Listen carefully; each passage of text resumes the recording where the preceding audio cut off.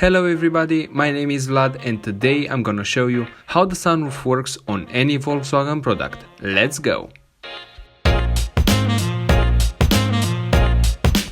So we have these two buttons for the shade. If we press the back one, the shade is gonna open, and if we press it one more time, it's gonna stop exactly in that position. If we press the forward button, the shade is gonna close, and if we press it one more time, it's gonna stop again in that position.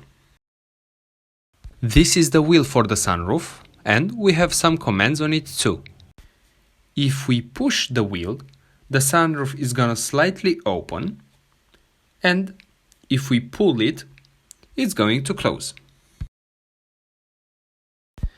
In order to open the sunroof, we need to rotate this wheel from the bottom to the top.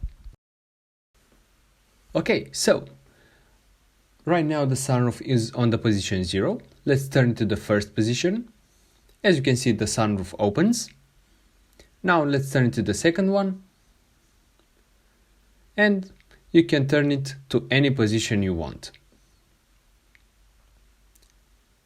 In order to close it, just turn it to the position 0. Thank you very much for watching. If you like what you see, smash that like button and the sub would be amazing.